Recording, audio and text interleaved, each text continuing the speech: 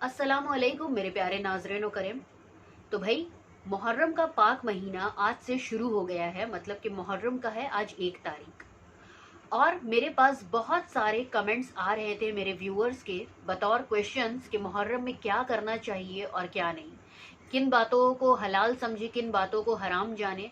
आप लोगों के क्वेश्चंस ऐसे थे फ्रेंड्स के मैंने सोचा नहीं था कि आज मुझे बैठकर यहाँ पे आप लोगों के लिए एक वीडियो बनाना होगा, लेकिन आप लोगों ने इतने सारे क्वेश्चंस किए कि मैंने सोचा कि चलो आज एक छोटा सा वीडियो बनाकर आप लोग में से जो इतने सारे कन्फ्यूजन है अगर मैं दूर कर सकूं तो ये बहुत अच्छी बात होगी।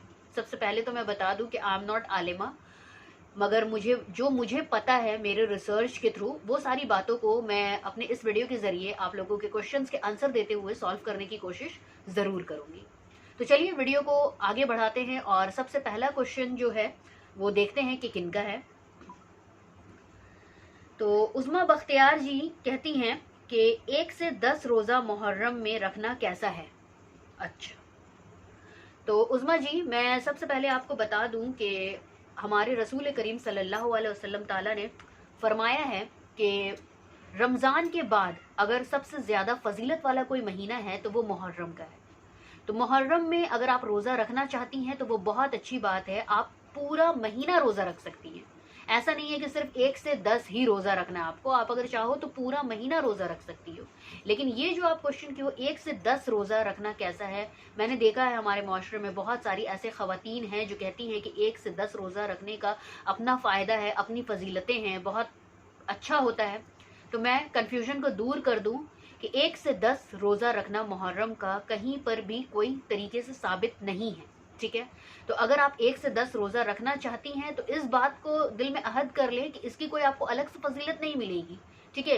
अगर आप दिल में ये सोच कर रख रही कि आप मुहर्रम के लिए स्पेशल 1 से 10 रोज़ा रख रही हैं और आपको इसका अलग से सवाब मिलेगा, तो जी नहीं, बिल्कुल गलत, ठीक है। कोई ये जो रोज़ा है ये सारे नफल में काउंटिंग हो जाएंगी, सुन्नत नहीं है। हाँ, 10 तारीख का जो अशूरा का रोज़ा है वो है सुन्नत, ठीक है। हमारे रसूल करीम सल्लल्लाहु अलैहि वसल्लम ताला भी इस दिन रोज़ा रखते थे, ठीक है।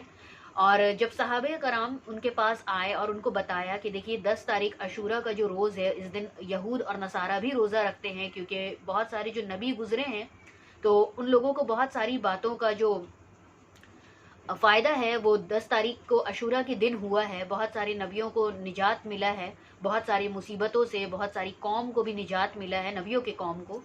तो इस वजह से 10 तारीख का जो अशूरा का दिन है उसका अपना एक अलग रोज़ा का मर्तबा है, फजीलत है, ठीक है। तो उस दिन रोज़ा रखा जाता है, वो सुन्नत है।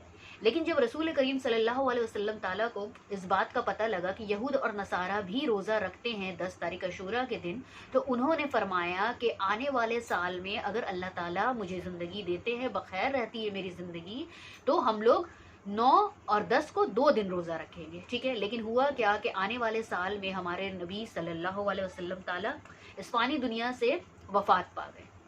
तो इसलिए वो तो रोज़ा नहीं रखे 9 तारीख को, लेकिन उनका कॉल को आगे बढ़ाते हुए साहबे कराम जो थे, किन्हीं साहबे कराम ने 9 को रोज़ा रखा, 10 को रोज़ा रखा, तो किन्हीं ने 10 और 11 को रोज़ा रखा। आज के दौर में यहूदी लोग जो है, नसारा लोग जो हैं, वो 10 तारीख को रोज़ा नहीं रखते हैं। मेरे रिसर्च के थ्रू मैंने रिसर्च किया है, वही बता रही हूँ कि नहीं रखते रोज़ा। तो इसलिए बहुत ऐसे लोग हैं जो बीमार है या किसी बात से 9 को रोज़ा नहीं रख पा रहे, 2 रोज़ा नहीं रख पा रहे हैं, तो एक को रोज़ा रख सकते हैं जो मेन अशूरा का दिन है। तो उस्मा जी, आई होप कि आपका ये कंफ्यूजन दूर हो गया हो। चलिए अब दूसरे क्वेश्चन को देखते हैं। तो भाई दूसरा क्वेश्चन है फारिया इकबाल जी का। वो लिखती हैं मुहर्रम में सर में तेल लगाना कैसा है, हा?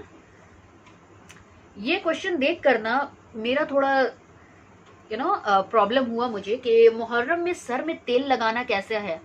मतलब हमारे मुआशरे में ऐसे भी बातें हैं जिनका कोई कहीं से कोई लेना देना ताल्लुकात नहीं है। वो कहती हैं कि मुहर्रम में सर में तेल लगाना कैसा है। जी, मुहर्रम में सर में तेल लगाना कैसा है, कोई मतलब ही नहीं है। क्यों नहीं लगा सकती हैं आप?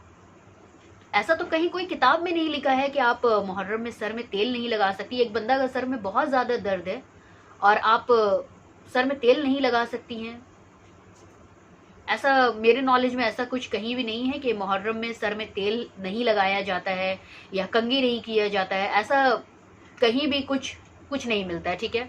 तो ये क्वेश्चन जो है ये एकदम मतलब अजीब सा है کہ मुहर्रम में सर में तेल लगाना चाहिए या नहीं। पता नहीं ये खुराफात कहाँ से मचा कि मुहर्रम में सर में तेल नहीं लगाना चाहिए। ठीक है, तो चलिए ये तो हो गया।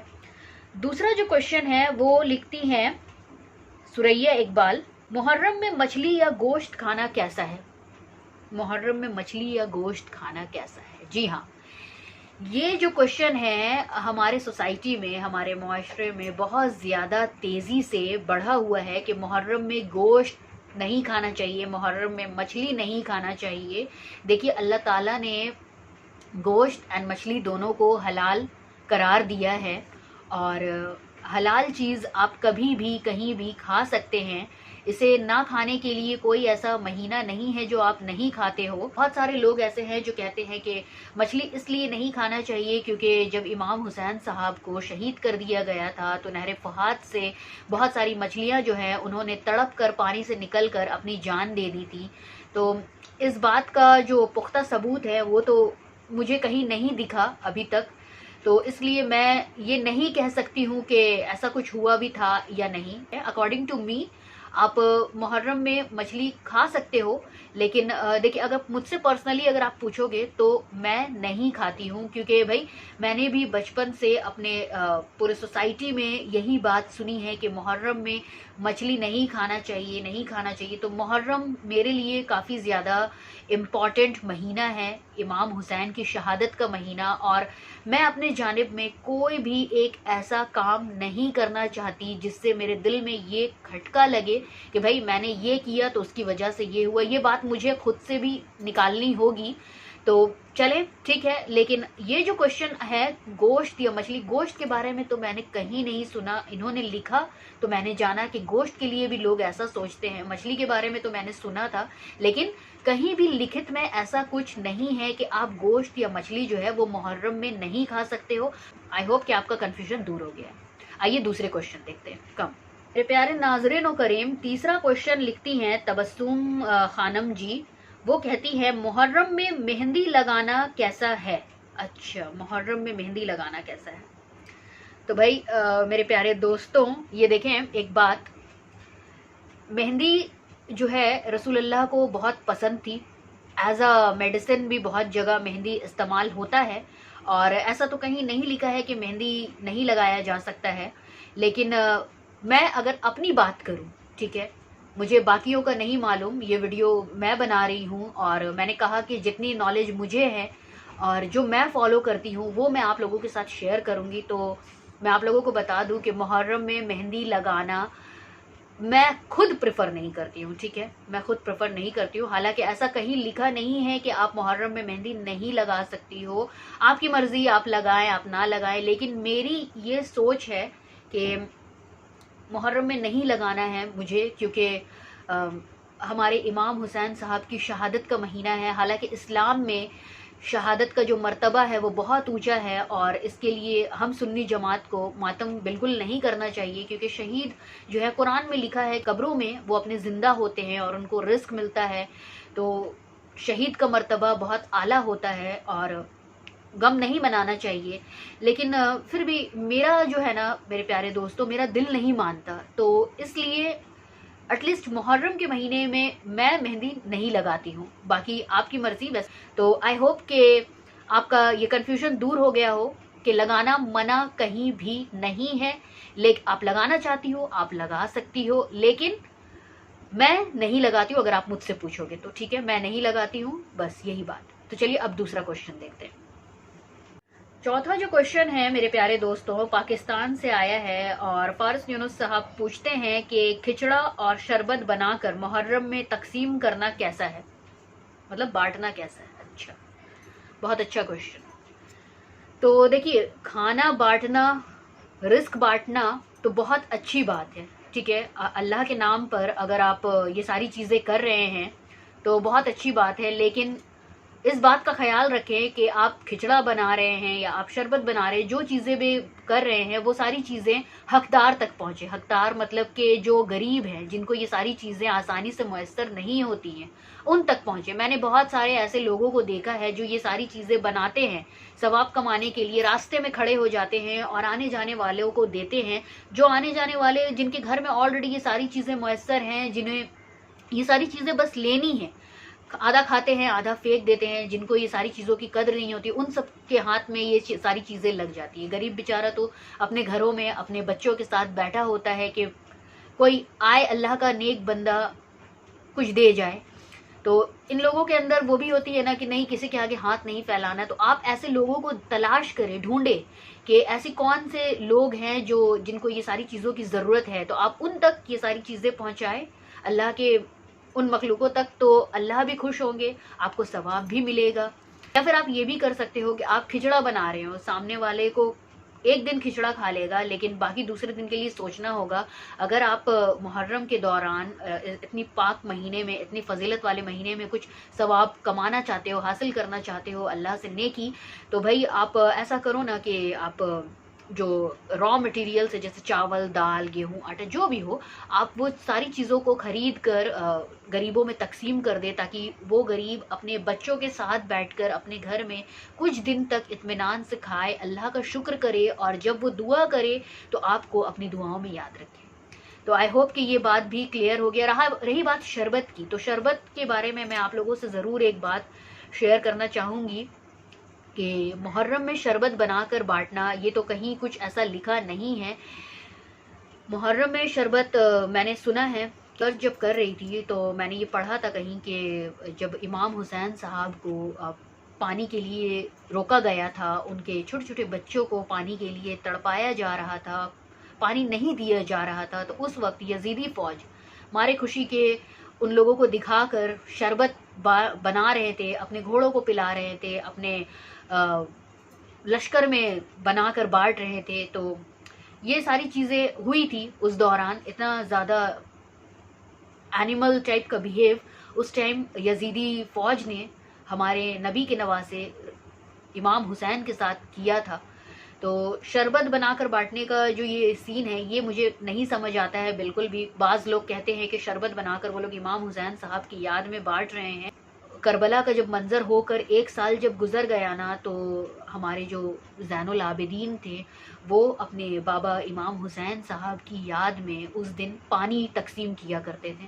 تو ٹھیک ہے، تو جہاں تک ہو سکے آپ محرم میں کیا آپ پورے سال پانی کو تقسیم کیا کرے، کیونکہ پانی کا جو بانٹنا ہوتا ہے، پیاسے کو جو پانی دینا ہوتا ہے، وہ بہت بڑا اللہ کے نظر میں بہت بڑا ثواب ہے۔ تو آئی ہوپ کہ یہ بھی کنفیوژن آپ کا دور ہو گیا ہو۔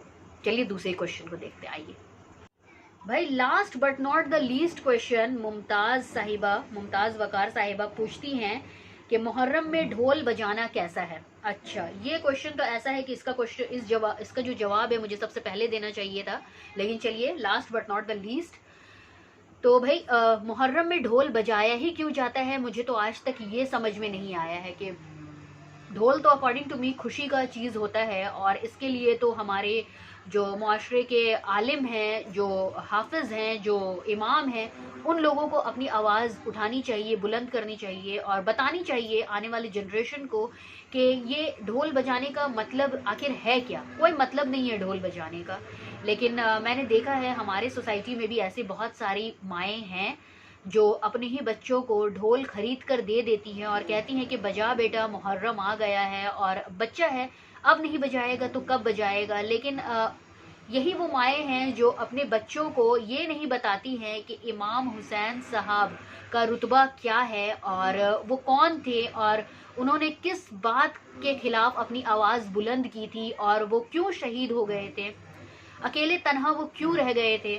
تو یہ ساری چیزیں نہ بتا کر ڈھول خرید دیتی ہے اور کہتی ہے کہ بھائی جا محرم آ گیا ہے بجا، اور بچے جو ہے وہ پورے شدت کے ساتھ ڈھول بجاتے ہیں اور سوچتے ہیں کہ محرم منا رہے ہیں، امام حسین کی چاہت میں وہ بجا رہے۔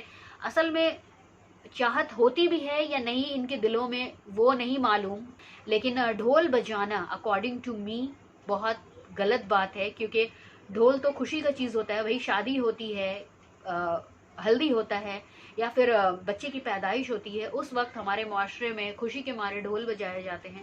ویسے ہی میں دیکھتی ہوں کہ محرم میں بھی ڈھول بجائے جاتے ہیں، جو کہ بہت ہی زیادہ ناقابل برداشت ہوتا ہے، لیکن بھائی بجانے والے بجا رہے ہیں، مجھے بالکل نہیں معلوم کہ کیوں بجا رہے ہیں۔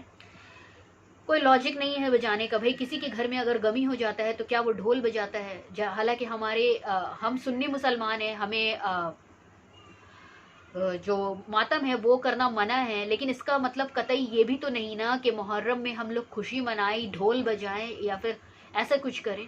तो आई होप कि आपका ये भी कंफ्यूजन दूर हो गया होगा कि मुहर्रम में बिल्कुल भी ढोल नहीं बजाना चाहिए। तो भाई इसी के साथ मैं आज का जो ये वीडियो है यहाँ पे एंड कर रही हूँ, और आने वाले दिनों में अगर आप लोगों को और भी कुछ कंफ्यूजन होगा तो मुझे जो कुछ भी मालूम होगा बाय रिसर्च, तो मैं आप लोगों के साथ ज़रूर वो बातें शेयर करूँगी। आई होप कि आज का वीडियो आप लोगों को मेरा अच्छा लगा है।